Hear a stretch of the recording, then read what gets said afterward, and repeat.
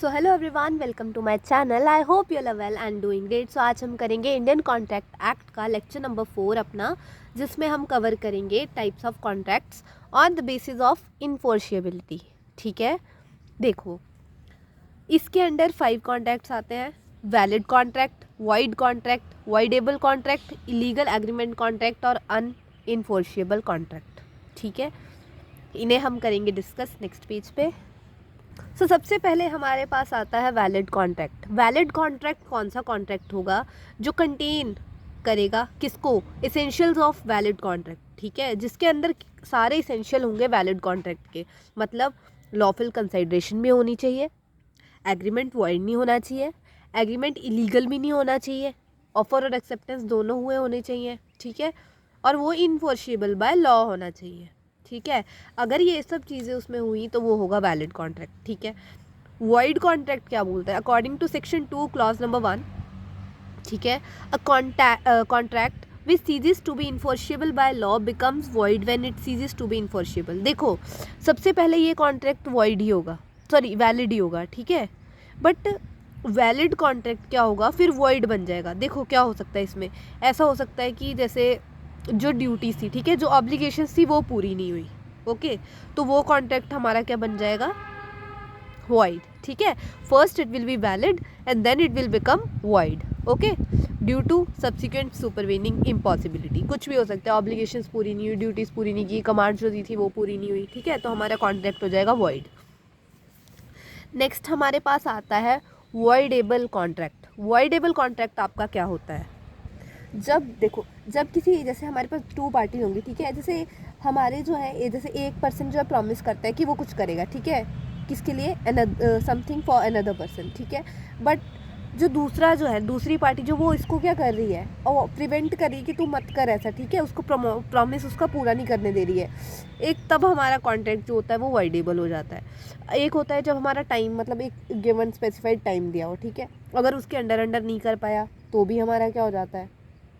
क्या हो जाता है? वॉइडेबल। ठीक है, और जैसे कई बार होता है ना कि हम, जैसे एक पार्टी जो है वो कॉर्जन मतलब होता है दबाव डालना किसी पे, ठीक है, या फिर किसी को थ्रेट करना, जैसे थ्रेटन टू मर्डर, है ना, तो उसमें जो होगा वो भी वॉइडेबल हो जाएगा, क्योंकि आप उसको क्या कर रहे हो? उससे काम ज़बरदस्ती करवा रहे हो। वो आना नहीं चाहता कॉन्ट्रैक्ट में, बट वो ज़बरदस्ती की वजह से आ रहा है। ठीक है, इसके बाद आपके पास आ गया इलीगल एग्रीमेंट। इसमें क्या? इलीगल एग्रीमेंट सिर्फ इतनी सी बात है, जिन भी एग्रीमेंट्स में, ठीक है, जो भी एग्रीमेंट इस तरह हुए होंगे कि आपको पता है कि लॉ होगा, बट उसमें लॉ का जो है हमारे पास, जैसे कानूनी तौर पर कुछ हमारे रूल्स और रेगुलेशंस होंगे, जो कॉन्ट्रैक्ट उन्हें फॉलो नहीं करेगा वो कॉन्ट्रैक्ट इलीगल होगा।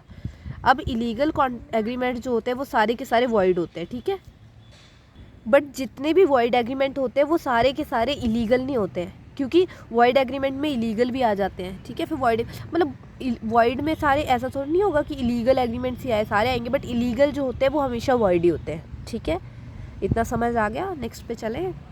अब अनइन्फोर्शिएबल क्या होता है? देखो, इन्फोर्शिएबल लॉ से होगा। ठीक है, अब वो कॉन्ट्रैक्ट जिसमें जैसे थोड़े से इश्यूज़ आ गए, जैसे हमारे को रिटर्न में देना था, हमने नहीं दिया हुआ है। जब रिटर्न में कॉन्ट्रैक्ट हमारा गिवन ही नहीं है, ठीक है, एग्रीमेंट हमारा गिवन ही नहीं है, तो हम कैसे कर लें? कोई लिमिटेशन है कि जैसे हमने बताया नहीं है, बट ये पार्टी, जैसे 2 पार्टी, समझो 2 पार्टीज़ हैं, ठीक है, एक पार्टी मेरी है, ठीक है, श्रेया की, एक जैसे हम दिव्या की ले लेते हैं। ठीक है, तो अब क्या हुआ?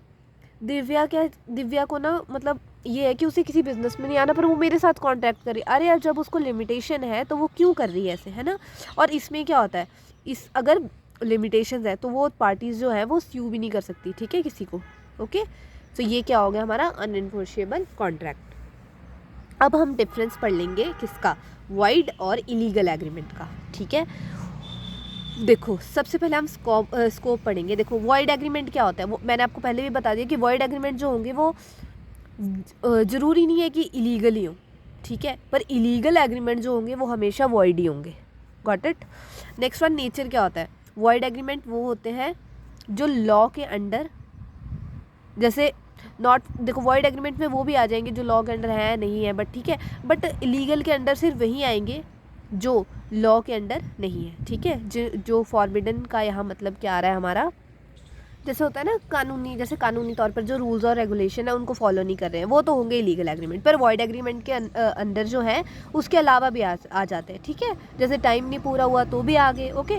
अब पनिशमेंट में क्या है, पनिशमेंट वॉइड एग्रीमेंट अगर होगा तो पार्टीज़ को पनिश नहीं किया जाता, ठीक है।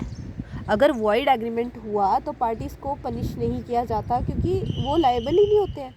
बट अगर एग्रीमेंट जो है इलीगल हुआ, ओके, कानूनी तौर पर जानबूझकर अगर आप कुछ गलत कर रहे हैं, then you are liable to punishment. Got it. Next one is collateral agreement, ठीक है। वॉइड एग्रीमेंट क्या होंगे, contracts collateral to void may be valid, और इलीगल एग्रीमेंट में agreements collateral to illegal always void. क्या मतलब हुआ इसका, मतलब देखो जैसे अगर वो हमारा वॉइड एग्रीमेंट है, ठीक है, अगर जो दूसरी पार्टी है उसके लिए मान जाती है तो फिर वो वाला हमारा एग्रीमेंट क्या हो जाएगा, फिर से हमारा वैलिड हो जाएगा। मतलब इट मे बी वैलिड, है ना, हो सकता है। बट वैसे क्या, अगर नहीं माना गया, टाइम के अंदर नहीं हुआ, अगर दूसरी पार्टी, अगर जैसे एक ने तो पहले बोल देना कि आपको टाइम के अंदर नहीं हुआ यार, मैंने नहीं तेरे साथ एग्रीमेंट करना, ठीक है, पर अगर वो मान जाए तो फिर से वो वैलिड हो सकता है। बट इलीगल एग्रीमेंट हमेशा वॉइड है, हमेशा ही वॉइड है। आपने एक बार गलत कर दिया, आप दोबारा से उस कॉन्ट्रैक्ट को नहीं कर सकते हो कि भाई मैंने एक बार कर दिया कानून का उल्लंघन, मैं दोबारा से कर दूंगा। नो, नॉट एट ऑल, ठीक है। तो वो क्या हो गया, इलीगल एग्रीमेंट।